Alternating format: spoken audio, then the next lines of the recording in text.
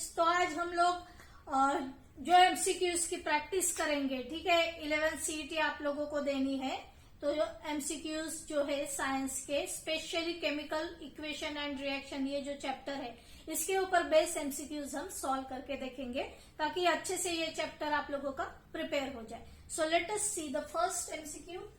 The following elements react with oxygen at room temperature। ठीक है, room temperature पे कौन से एलिमेंट ऑक्सीजन के साथ रिएक्ट होंगे। ऑप्शन दिए हैं sodium, potassium, aluminium, Fe, Cu और Mg मीन्स मैग्नीशियम। तो हाईली रिएक्टिव एलिमेंट कौन से है, जैसे सोडियम है या पोटेशियम है। सोडियम के बारे में आप लोगों को पता होगा कि ऐसे हम लोग रख नहीं सकते सोडियम को एट रूम टेम्परेचर, क्योंकि वो जल्दी फायर कैच कर लेता है, तो हाईली रिएक्टिव एलिमेंट है। पोटेशियम भी हाईली रिएक्टिव एलिमेंट है।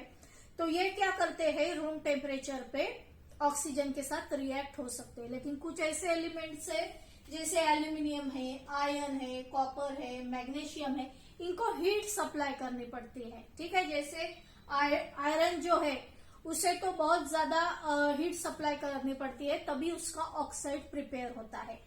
एल्यूमिनियम का भी ऑक्साइड अगर फॉर्म करना है, ठीक है, तो एल्यूमिनियम ऑक्साइड फॉर्म करने के लिए भी उसे हीट करना पड़ेगा।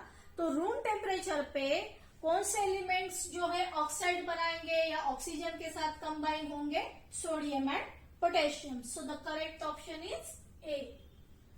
ठीक है, सेकेंड क्वेश्चन देखो। When copper reacts with dilute nitric acid it gives. ये टाइप की रिएक्शन आप लोगों ने स्टडी की है। ठीक है, एक तो है कॉपर की reaction with dilute nitric acid की एक रिएक्शन, और दूसरी रिएक्शन जो है कॉपर की रिएक्शन करनी है कॉन्सेंट्रेटेड नाइट्रिक एसिड के साथ।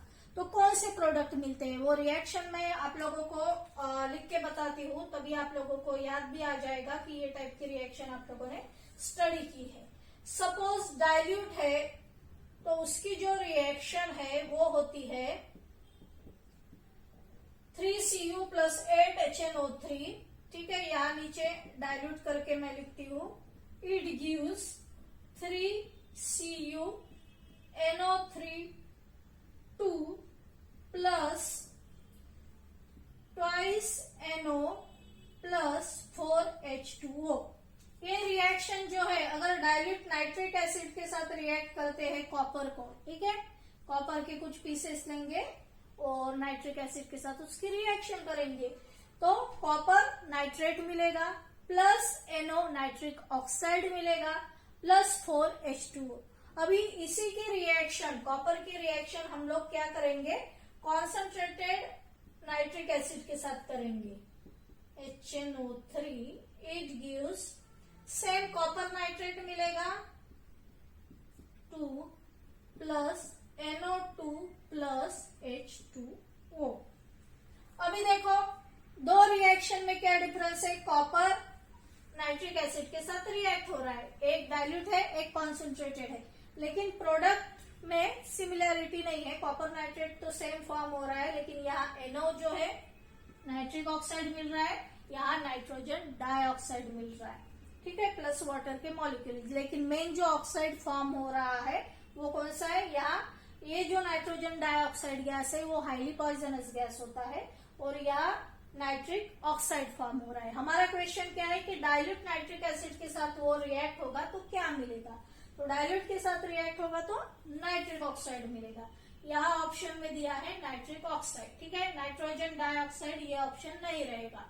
तो इस तरह की रिएक्शंस भी आप लोगों को बाय हार्ट करके रखनी है। ये चैप्टर के जो भी एमसीक्यूज पूछे जाएंगे, ठीक है, वो अगर वो अच्छे से सॉल्व करनी है तो जितने भी चैप्टर में रिएक्शन दी है वो अच्छे से बाय हार्ट करके देखो, 100 टाइम्स लिख के देखो, ताकि माइंड में वो रिएक्शन अच्छे से फिट हो जाए। ठीक है, just have a look on this, फिर हम लोग आगे के क्वेश्चन लेंगे। So friends, the third question is, एक रिएक्शन दी है CH2 double bond CH2 plus H2 gives CH3। अगर आप लोगों को नेम नहीं पता होगे तो याद रखो, CH2 double bond CH2 ethene है। ठीक है, डबल बॉन्ड प्रेजेंट है, तो ये कंपाउंड का नेम है इथीन। और यहाँ सिंगल बॉन्ड प्रेजेंट है, ठीक है, दो कार्बन के बीच में, तो इसका नेम है इथेन। ये जो रिएक्शन है, this is a type of oxidation reaction है, रिडक्शन रिएक्शन है, सब्स्टिट्यूशन रिएक्शन है या डिस्प्लेसमेंट रिएक्शन है। यहाँ दो हाइड्रोजन क्या हो रहे हैं, ऐड हो रही है, तो सिंपल इसे हम एडिशन रिएक्शन बोल सकते हैं। एक हाइड्रोजन इसमें ऐड होगा, एक हाइड्रोजन इसमें ऐड होगा और CH3 इथेन जो है वो फॉर्म हो रहा है। तो यहाँ जो है हाइड्रोजन ऐड हो रहा है, ठीक है। जब भी हाइड्रोजन ऐड होता है वो रिएक्शन को बोलते हैं रिडक्शन रिएक्शन। जैसे ऑक्सीजन ऐड होता है तो उसे बोलते हैं ऑक्सीडेशन रिएक्शन। तो इसका आंसर क्या होगा, रिडक्शन रिएक्शन। सब्स्टिट्यूशन, यहाँ कुछ सब्स्टिट्यूट नहीं हो रहा है, ऐड हो रहा है, ठीक है। डिस्प्लेसमेंट रिएक्शन, यहाँ कुछ डिस्प्लेस नहीं हो रहा है अपनी प्लेस से, ओनली ये जो हाइड्रोजन है ये इसमें ऐड हो रहा है, ठीक है। तो इसे हम बोलेंगे, एक तो एडिशन रिएक्शन, लेकिन वो ऑप्शन में नहीं दिया है, तो रिडक्शन रिएक्शन। नेक्स्ट क्वेश्चन, यहाँ भी एक सिंपल रिएक्शन दी है, H2O2 से वाटर मिल रहा है और ऑक्सीजन मिल रहा है। In this reaction oxygen is, ये रिएक्शन में यहाँ H2O2 में ऑक्सीजन ऐड नहीं हो रहा, ऑक्सीजन लिबरेट हो रहा है। तो ये जो ऑक्सीजन बाहर निकल रहा है, ये अगर दूसरे किसी के साथ रिएक्ट हो गया, दूसरे किसी सब्सटेंस के साथ रिएक्ट हो गया, तो ये कैसे एक्ट करेगा, एज अ ऑक्सीडाइजिंग एजेंट। मतलब दूसरे के साथ रिएक्ट हो रहा है, मतलब दूसरे को वो ऑक्सीडाइज कर रहा है, दूसरे में ऐड हो रहा है, तो वो as a oxidising agent act करेगा, ठीक है। तो इसमें जो ऑप्शन है, पहला ही ऑप्शन है ऑक्सीडाइजिंग एजेंट। रिड्यूसिंग एजेंट नहीं है, किसी को ये रिड्यूस नहीं कर रहा है, ठीक है। देन रिडक्टेंट, दोनों का मीनिंग सेम होता है, तो रिडक्टेंट भी नहीं है। लास्ट ऑप्शन है बोथ बी एंड सी, ये ऑप्शन तो नहीं हो सकते। तो हमारा कौन सा करेक्ट ऑप्शन है, oxidising agent. Just have a look on this, देन हम लोग नेक्स्ट क्वेश्चन लेंगे। So student, the fifth question is, the substance used as antiseptic, treat wounds and burns, developing photographic film and in explosives is, option दिए हैं calcium chloride, copper sulphate, aluminium oxide, silver nitrate. इसका जो answer है वो है silver nitrate. हर एक chemical substance के uses आप लोगों को पता रहना जरूरी है, ठीक है। सो ये जो सिल्वर नाइट्रेट्स है, ठीक है, बुक में भी दिए हैं, ये एज एंटीसेप्टिक यूज किया जाता है। जनरली फोटोग्राफिक फिल्म में भी इसका डेवलपिंग के प्रोसेस में यूज होता है, ठीक है। तो यूजेस आप लोग अच्छे से करके रखो। देन द नेक्स्ट क्वेश्चन, एक रिएक्शन दी है, twice KClO3 in the presence of heat and catalyst gives twice KCl + 3O2। ये जो है पोटेशियम क्लोराइड, हीट अगर इसे करते हैं in the presence of catalyst, तो KCl फॉर्म हो रहा है, potassium chloride plus oxygen gas liberate हो रहा है। ये किस टाइप की रिएक्शन है, कॉम्बिनेशन रिएक्शन है। कॉम्बिनेशन रिएक्शन में दो रिएक्टेंट कंबाइन होंगे, ठीक है। लेकिन यहाँ इस टाइप का कॉम्बिनेशन हो नहीं रहा। डिकम्पोजिशन रिएक्शन हाँ बोल सकते हैं, क्योंकि ये जो ओरिजिनल कंपाउंड है ये डिकम्पोज हो रहा है, इसका KCl अलग हो रहा है और इसमें से ऑक्सीजन गैस जो है अलग होके लिबरेट हो रहा है। सब्स्टिट्यूशन नहीं है किसी भी टाइप का, एक सब्सटेंस दूसरे से सब्स्टिट्यूट हो रहा है, रिप्लेस हो रहा है, इस तरह का टाइप नहीं है ये। एडिशन रिएक्शन, कुछ अलग रिएक्टेंट इसमें ऐड भी नहीं हो रहा। तो ये जो टाइप है ये है डिकम्पोजिशन रिएक्शन का टाइप, ठीक है। So just have a look on this, फिर हम लोग आगे बढ़ेंगे।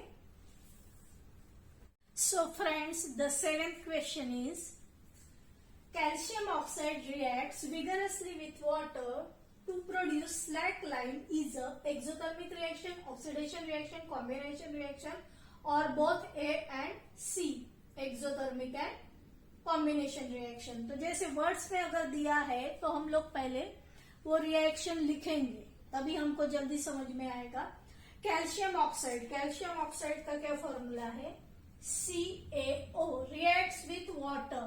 अगर ये वाटर के साथ रिएक्ट हो गया तो क्या मिलेगा, CaOH2, कैल्शियम हाइड्रोक्साइड मिलेगा। Now react with water to produce slack lime यानी क्या होता है, CaOH2, कैल्शियम हाइड्रोक्साइड। तो ये जो रिएक्शन होती है, अगर किसी कंटेनर में हम लोग ये रिएक्शन कर रहे हैं, कैल्शियम ऑक्साइड ले लिया, उसमें वाटर ऐड करेंगे तो वो कंटेनर भी गर्म हो जाता है, मतलब क्या कि हीट प्रोड्यूस होती है। हीट प्रोड्यूस होती है यानी क्या, ये एक्सोथर्मिक रिएक्शन। तो ये पहला ऑप्शन करेक्ट है, एक्सोथर्मिक रिएक्शन। देन यहाँ में से यहाँ जो कॉम्बिनेशन दिया है तो दो कंपाउंड्स का कॉम्बिनेशन है, तो ये भी करेक्ट है कॉम्बिनेशन। तो यहाँ ये जो A एंड C लिखा है ऑप्शन, तो ये होगा correct option, exothermic and combination reaction. Next question, sodium sulphate reacts with barium chloride is, यहाँ भी वर्ड्स में दिया है, आप लोग रिएक्शन लिख के देखो। सोडियम सल्फेट क्या फॉर्मूला है, Na2SO4 plus reacts with barium chloride BaCl2। ठीक है, क्या मिलेगा प्रोडक्ट यहाँ दिया नहीं है, तो हम लोगों को पता रहना चाहिए कि क्या प्रोडक्ट मिलेगा। तो यहाँ जो प्रोडक्ट मिल रहा है वो है BaSO4 प्लस ट्वाइस NaCl। ये टाइप के रिएक्शन की आप लोगों को प्रैक्टिस करनी पड़ेगी, तभी आएगा। यहाँ ये जो रिएक्शन है उसे ऑब्जर्व करो, यहाँ ये जो बेरियम है वो SO4 के साथ, ठीक है, ये Ba और SO4 इनका एक कॉम्बिनेशन हो गया। देन ये सोडियम और ये क्लोरीन, ठीक है, इनका एक कॉम्बिनेशन हो गया।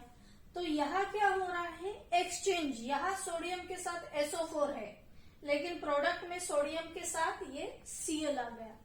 यहाँ जो है BaSO4 जो है या ये जो Cl2 है, ठीक है, ये जो Cl2 है ये बेरियम के साथ है, तो यहाँ ये सोडियम के साथ आ गया। तो ये है double displacement reaction. Double displacement reaction की डेफिनेशन क्या है, there is exchange of element between two compounds. ठीक है, तो ये SO4 है, ये Ba को अटैच हो गया। ओरिजिनली Ba को क्या अटैच था, ये क्लोरीन अटैच था, लेकिन बेरियम को भी SO4 अटैच हो गया। यहाँ सोडियम को क्या अटैच था, SO4 ग्रुप, ठीक है, सल्फेट ग्रुप अटैच था, तो इसे क्लोरीन अटैच हो गया। तो इंटरनली एक्सचेंज हो रहा है, तो ये टाइप की रिएक्शन को बोलते हैं डबल डिस्प्लेसमेंट रिएक्शन। बाकी के सब ऑप्शन इनकरेक्ट है। So just have a look on this. फिर जो है लास्ट के दो क्वेश्चन हम लोग ले लेते हैं। Student, the 9th question is silver does not react with copper sulphate because, ठीक है, silver means Ag plus CuSO4, इनके बीच में रिएक्शन नहीं होती है। कॉपर सल्फेट है तो उससे Ag रिएक्ट होके Ag सल्फेट फॉर्म नहीं होता है। क्यों नहीं फॉर्म होता है, silver is more reactive than copper.